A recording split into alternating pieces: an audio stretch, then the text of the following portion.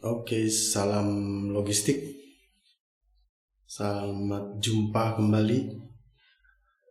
Saya sudah lama nggak bicara tentang pelabuhan karena hobi saya tentang drone itu banyak mendorong saya untuk membuat berbagai video sehingga orang bisa tahu sebagai pemula drone bagaimana dia harus bermain drone. Oleh karena itu di dalam subscriber saya itu ada dua kelompok. Satu kelompok penggemar drone, satu kelompok memang orang pelabuhan, logistik dan supply chain. Kali ini saya mau bicara tentang DO atau delivery order, kemudian SP2 atau surat penyerahan peti kemas, dan courier yaitu suatu message UNA defect yang digunakan pengguna jasa logistik atau penyedia jasa logistik untuk berkomunikasi secara elektronik. Kemudian di beberapa media kita lihat beberapa inisiasi yang dilakukan oleh operator pelabuhan ya dalam rangka melakukan efisiensi supaya percepatan layanan kapal dan barang itu bisa maksimal. Mereka menerapkan IT, mereka menerapkan sentralisasi pusat komando yang berbasis elektronik gitu ya. Namun pada streaming video ini saya ingin menjelaskan ya bahwa IT itu memang betul sebagai tools, tetapi ada banyak yang perlu dipertimbangkan ya, karena mereka menggunakan IT itu kan ketika mereka mau menggunakan atau ketika mereka mau atau mereka melakukan entry kepada sistem yang sudah terpasang di berbagai operator pelabuhan ya. Nah, permasalahannya kan mereka bukan tidak mau, tapi mereka berlama-lama atau entah karena sesuatu hal cash flow operasional mereka mungkin agak sedikit terganggu, sehingga mereka lakukannya itu entah keesokan harinya atau lusa dan entahlah sampai hari keberapa gitu ya. Sehingga pihak berikutnya yang menerima data pemberitahuan secara elektronik itu baru tahu bahwa ada penyampaian elektronik yang harus segera dilakukan. Nah, proses elektronik pada pihak yang di sebelah itu biasanya cepat. Ya, tergantung berbagai kasus ya. Ada yang memang harus melakukan intervensi pemeriksaan ya, dokumen di mana ada orang yang berperan di belakang layar itu, sehingga alur kerja atau workflow engine-nya itu agak sedikit terhalang karena dia ingin memastikan sebagai pejabat yang diberi kewenangan untuk menyetujui suatu proses yang ada di pelabuhan ya.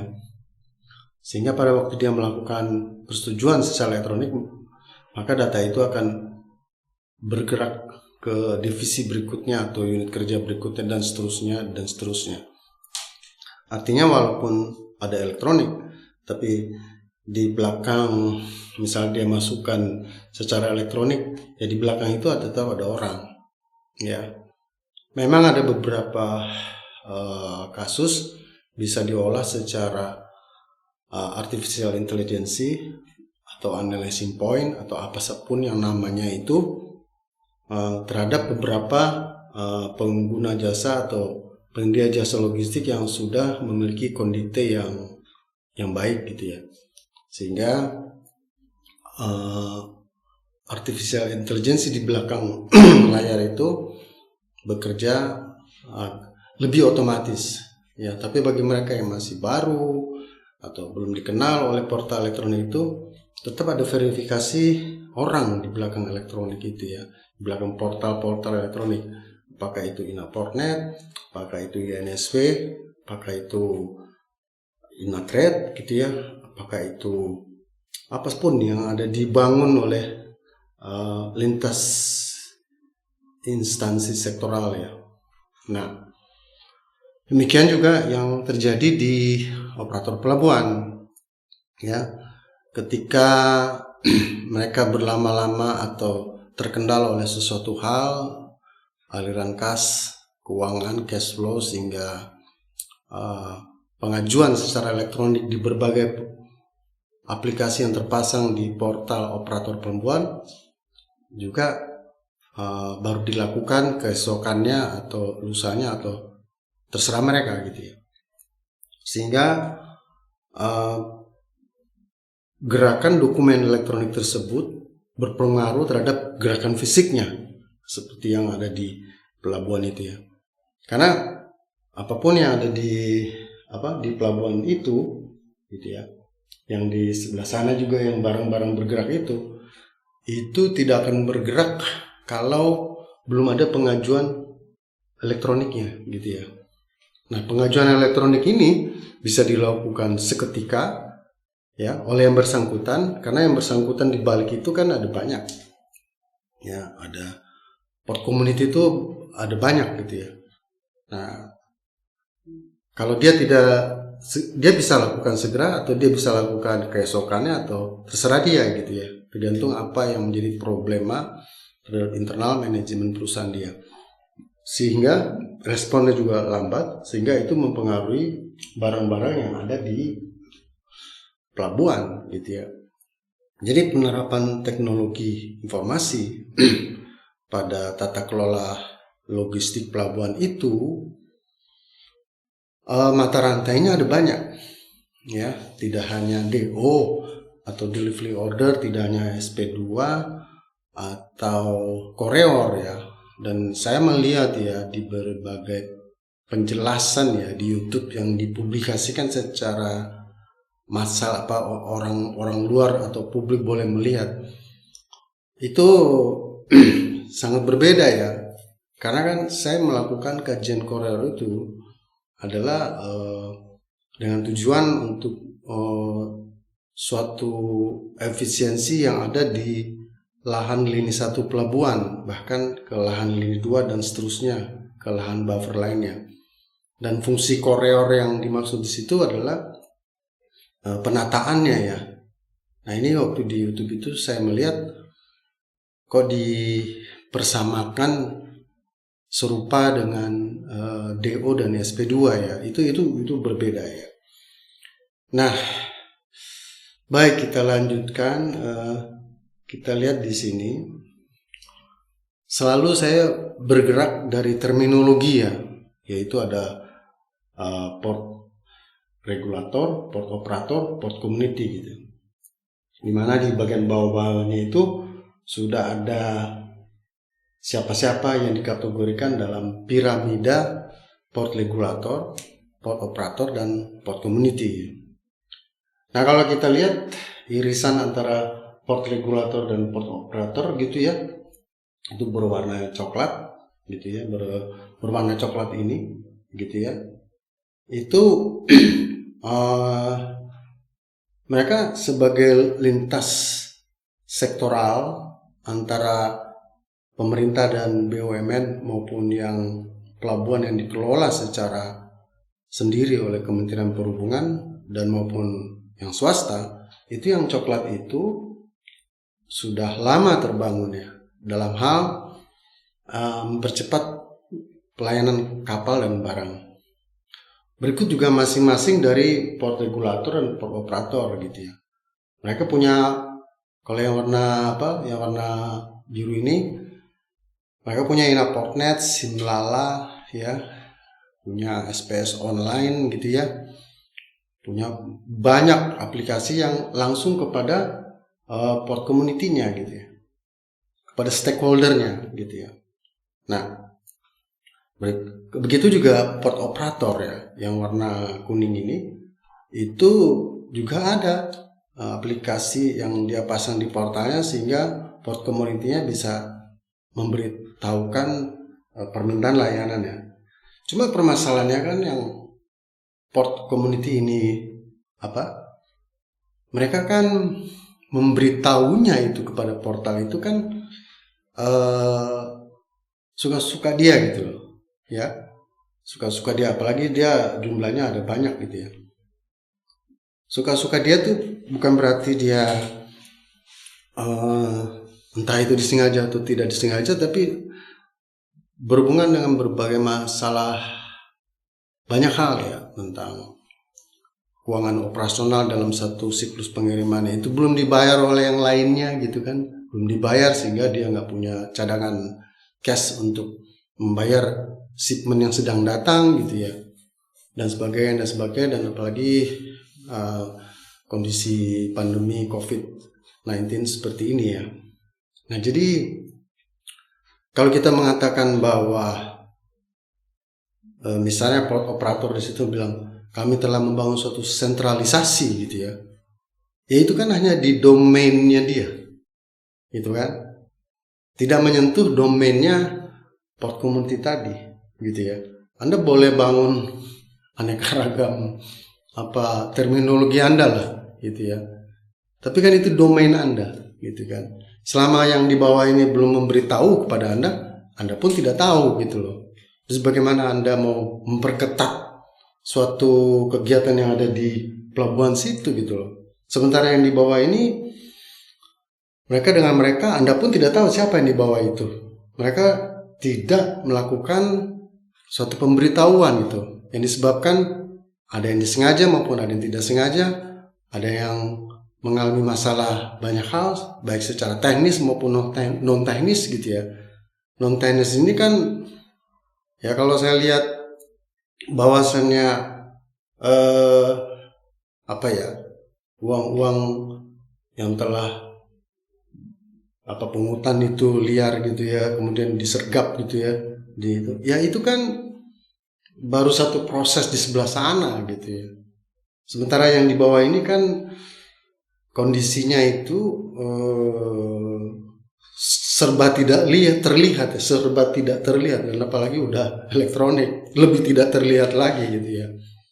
Nah, kalau Anda mengatakan bahwa Anda fokus di situ ya, dengan aneka ragam apapun yang Anda sebutkan, itu tidak akan mempengaruhi yang di bawah gitu.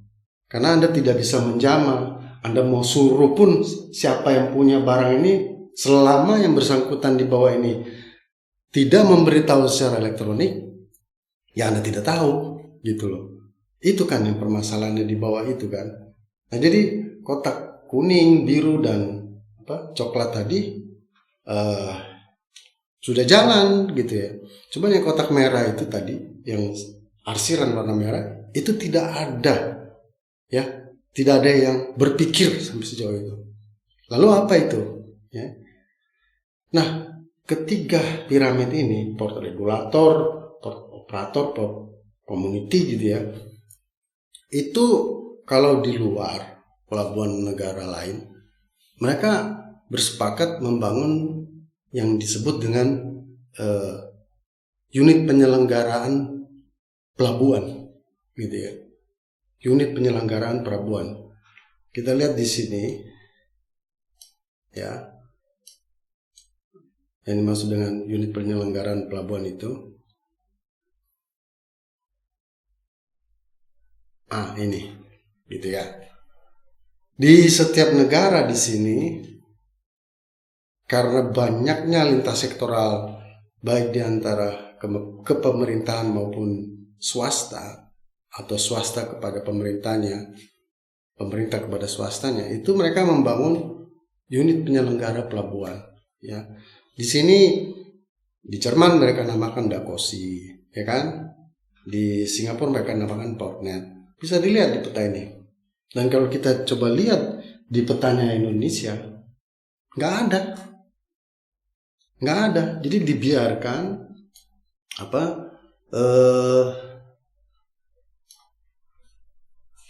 ketiga piramid ini berjalan dengan kewenangannya, kan gitu. Nggak ada yang menyentuh yang arsiran yang warna merah ini gitu. Sementara di pelabuhan negara lain, mereka sudah duduk berdiskusi dan membangun gitu. Lah di kita masih mencoba yang port operator lewat apapun yang merah ini disebut gitu ya, suatu platform logistik nasional ingin menjamah yang di bawah. Lah kan yang merah ini tidak hanya internasional, ada domestik juga gitu loh. Dan Indonesia itu internasionalnya itu kalau dibandingkan dari 1961 pelabuhan itu hanya 300-an pelabuhan yang demikian. Dan itu pun dalam 300-an pelabuhan itu untuk yang ocean going atau internasional itu lebih kecil lagi. Ya. Tidak sampai 50% gitu. Jadi kalau yang warna merah ini Anda sebutkan itulah suatu ekosistem, lalu bangun, lalu unit kerja penyelenggarannya itu adalah instansinya yang memiliki atau keterbatasan memiliki kewenangan dengan yang sebelah kiri dan sebelah kanannya, ya bagaimana bisa? Di luar negeri tidak begitu. Di pelabuhan negara lain yang merah itu duduk dan sesuai dengan IMO maupun standar best practice apapun yang ada di pelabuhan luar negeri ada yang pimpin. Nah lalu Anda bertanya di Indonesia seperti apa gitu ya? Ya sudah ada ya Undang-Undang 17 2008 ya tentang pelayaran. Pasal 80 dan 81. Di situ disebutkan mesti ada unit penyelenggara pelabuhan. Maksudnya yang merah itu. Gitu. Nah ini saya nggak akan langsung bicara DO, SP2 dan koreor gitu loh. Karena apa? Karena kalau nanti kita langsung ke situ nanti nggak kelihatan gambarannya who is doing what-nya. Who is doing what itu nggak kelihatan. Semua mau ambil alih di situ. Padahal kan dalam Undang-Undang 17 2008 sudah dibuat, benchmarking luar negeri juga sudah jelas tadi di gambaran peta tadi ya. Nah itu yang kita harus, ini sekarang udah bulan Juli tahun 2021 ya, gitu. Lalu yang bicarakan balik lagi ke kuadran 1 yang modelnya hanya perpanjangan dari yang kuning tadi ke community. Dan itu sebagian kecil kalau kita lihat di sini ya. Ya. Kita lihat di sini. Nah ini. Itu sebagian kecil yang disentuh gitu. Lalu mengatasnamakan akan terjadi suatu efisiensi layanan kapal dan barang. Ya gimana caranya? Saya bingung gitu ya. Lalu mungkin kajian saya itu udah memang waktu melakukan roadshow gitu kan diminta ya saya kasih gitu ya. Cuma mungkin diterjemahkannya itu agak berbeda dengan maksud dan fungsi atau tujuan latar belakang dari kajian itu ya. Peruntukannya untuk apa gitu ya. Terutama yang koreor gitu kan. Yang koreor ya Anda tahu koreor tapi kan kita mengkaji nih, saya mengkaji kan saya lihat who is doing what-nya, saya lihat efek dominonya sehingga saya berpikir layanan manajerial pelabuhan itu harus seperti apa gitu ya. Begitupun DO gitu ya. DO dalam kacamata agen pelayaran beda dengan kacamata manajemen pelabuhan. Dalam kacamata manajemen pelabuhan, DO itu hanya sebagai saya harus terminologikan gitu ya, harus gitu supaya apa yang saya bicarakan itu pas gitu ya. Saya terminologikannya adalah non repudiation control bagi manajemen pelabuhan. Ya, even itu orang pelabuhan barangkali walaupun sering gitu ya, tapi kan kadang-kadang keseringannya dia harus formasikan, harus rumuskan, harus terminologikan. Nah, saya terminologikannya non repudiation control. Artinya DO itu hanya sebagai bahan ketika manajemen pelabuhan ditanya kenapa barang itu pindah-pindah sementara antara agen pelayaran dan forwardernya atau yang dikuasakan belum menyelesaikan kewajiban pelayaran gitu ya. Sehingga yang dipersalahkan adalah operator pelabuhan atau manajemen pelabuhan gitu. Nah, substansi DO itu bagi manajemen pelabuhan cuma sampai di situ gitu ya.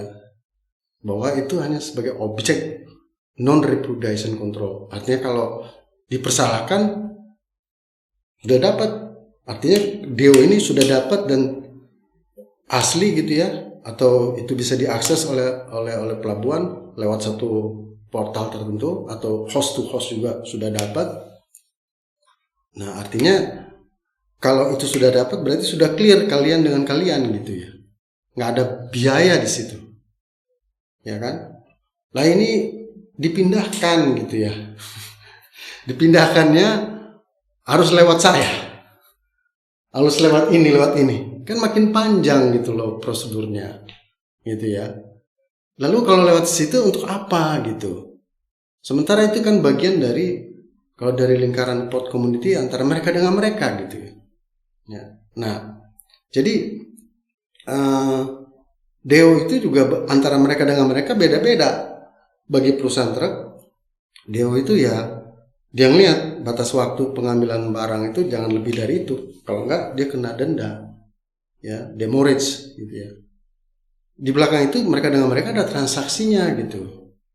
Dan kalau itu expired, ya mereka tahu sendiri apa yang mereka lakukan gitu. Loh, kenapa ada suatu sistem di suatu instansi yang mengatur expiration date-nya? Maksudnya tujuannya apa gitu kan? Itu kan mereka dengan mereka itu kan ada semacam komitmen B2B agreement berdasarkan Incoterm mereka gitu ya. Sehingga kalau mereka dengan mereka aja yang berkomunikasi itu lebih cepat gitu loh. Ketimbang harus muter ke sana dulu gitu. Nah, DO pun di mata manajemen pelabuhan itu ada, selain non repudiation control itu ada yang namanya di pelabuhan tertentu itu. Saya saya tahu ya, karena saya sudah paling tidak 29 pelabuhan. Jadi 29 versi itu saya tahu. Jadi di beberapa pelabuhan tertentu masih pelabuhan utama, DO itu juga dijadikan non repudiation control untuk manajemen operator pelabuhan tahu. Jadi yang bayar nih siapa nih? Gitu ya. Terhadap suatu kegiatan stripping. Gitu. Stripping. Jadi kan stripping itu ada pembagian pembayaran gitu di antara mereka port community gitu. Nah, itu nanti saya bahas berikutnya ya. Tapi saya mau singgung di sini sebenarnya prakondisi terhadap DO, SP2 dan Koreor gitu ya. Nah, kita balik ke sini ya. Ya, di sini kita balik mundur gitu ya. Oke, ini sudah tadi. Nah, yang ini ya. Bagi operator pelabuhan dia hanya konsentrasinya di tengah ini loh. Dengan kapalnya sandar gitu kan, dan truk yang masuk gitu. Itu bagi operator pelabuhan. Bagi port regulator, Kemenhub dan bea cukai juga hanya di situ gitu loh. Sehingga itu belum bisa disebutkan logistik secara keseluruhan gitu ya. Logistik dari segala kerusuhan itu dari shipper ke consignee gitu, dimana mereka sudah elektronik gitu ya. Ada beberapa pengguna jasa atau penyedia jasa logistik itu saya pernah diundang gitu untuk melakukan evaluasi, tanggapan dan bagaimana pandangan saya gitu ya. Dan mereka itu udah elektronik, pakai blockchain gitu ya. Lalu sekarang urutan itu mau dibelokkan gitu ya. Kayak apa itu? Karena kan mereka harus ada dana lagi gitu ya untuk membuat adanya antar muka integrasi gitu ya.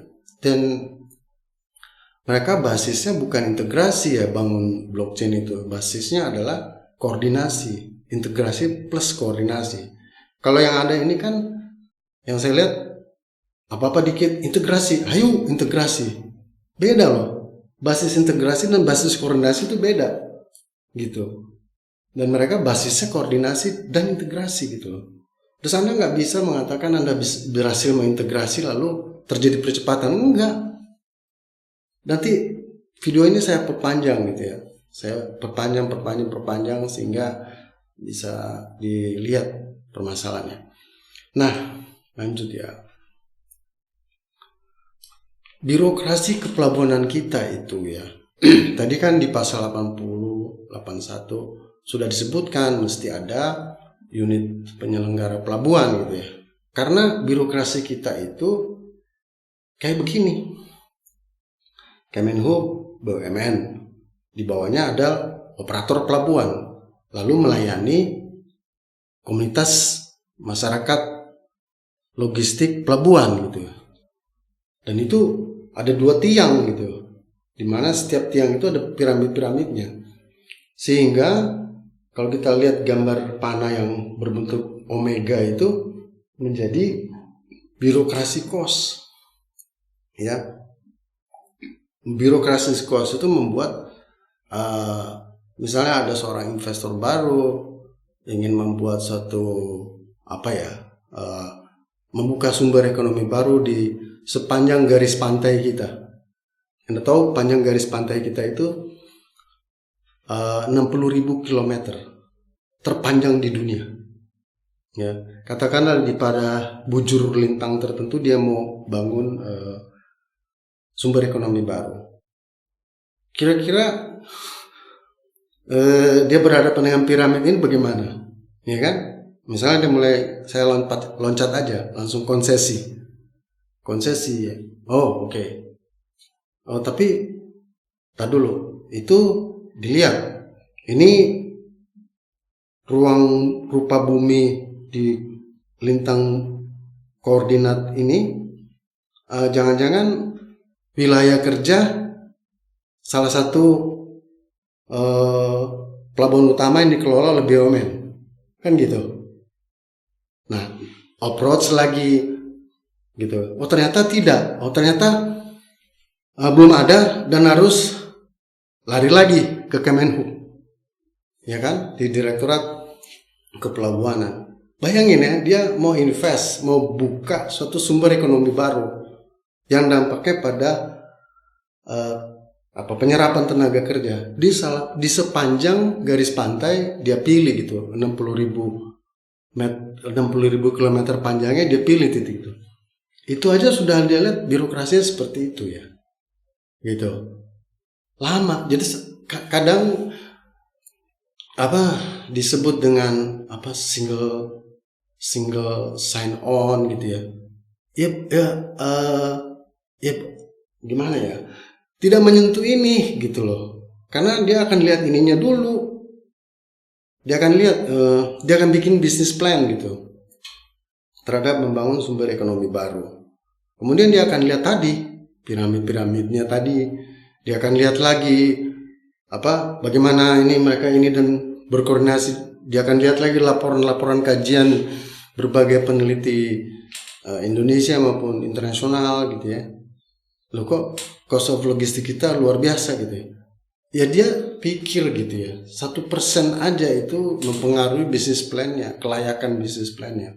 Jadi birokrasi kepelabuhanan Indonesia ini seperti ini. Padahal Undang-Undang 17 2008 sudah menyebutkan pasal 8081 ini harus ada piramid penyelenggara gitu ya. Bukan hanya soal DO, bukan hanya soal SP2, bukan hanya soal koreor, ya kan?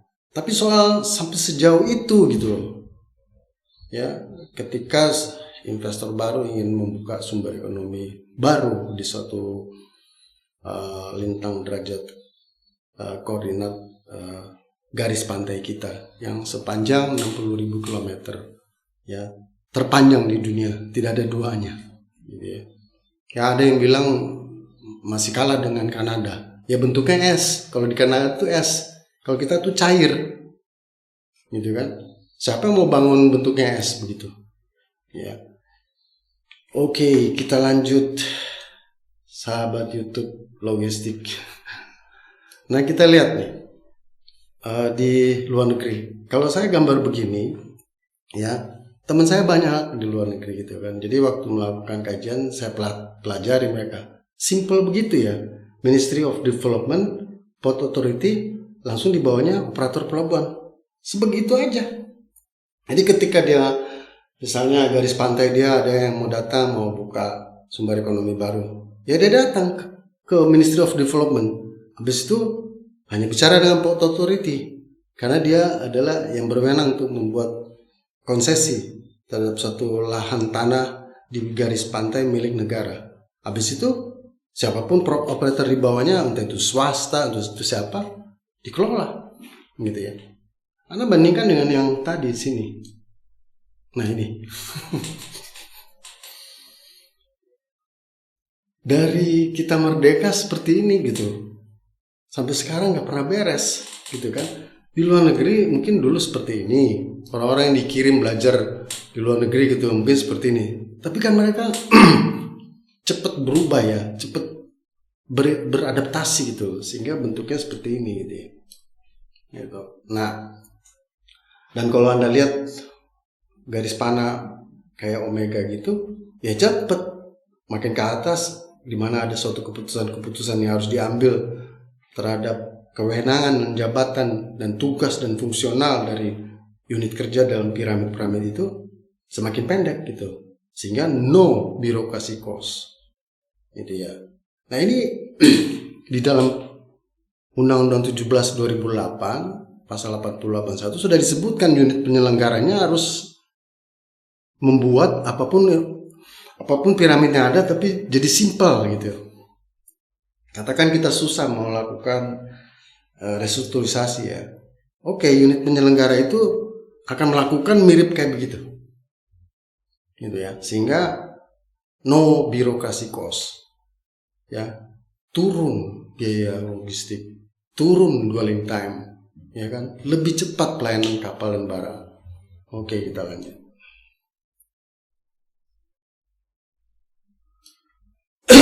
Nah, yang sekarang kita itu mencoba mempiramidkan ya beberapa kotak-kotak yang ada di sebelah kanan ini.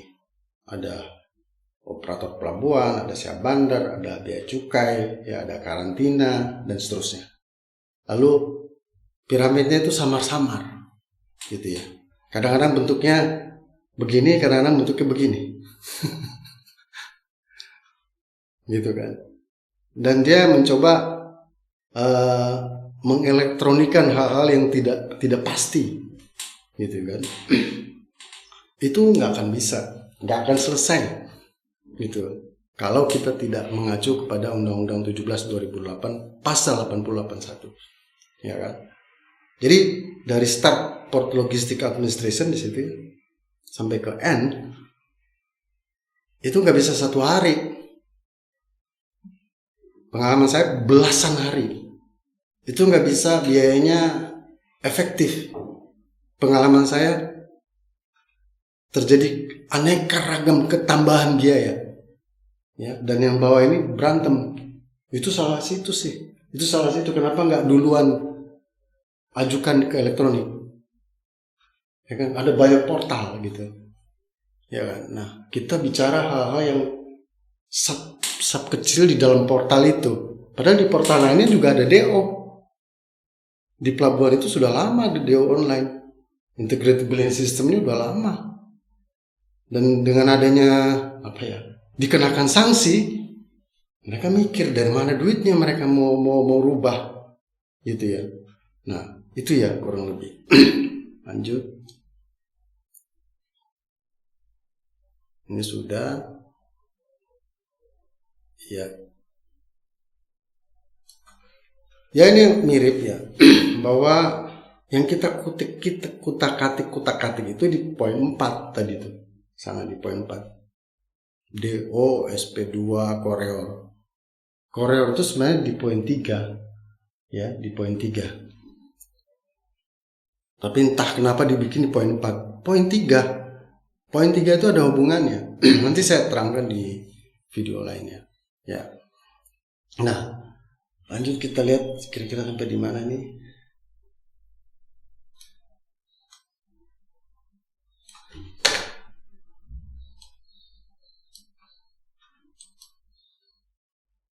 Oh, sudah habis.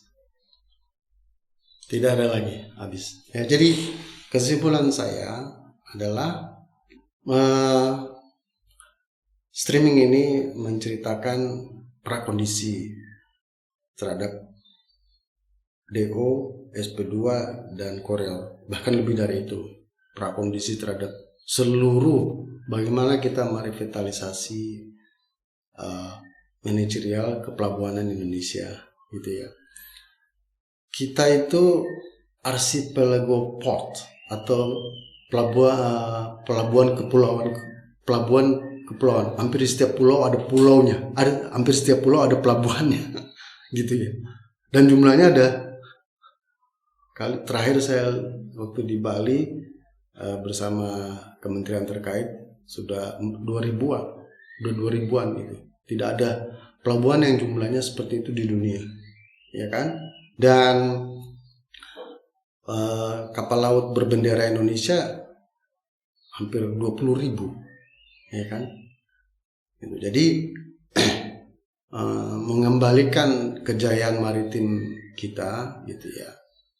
Itu harusnya berpikir dulu terhadap apa yang sudah saya sampaikan. Saya kira demikian.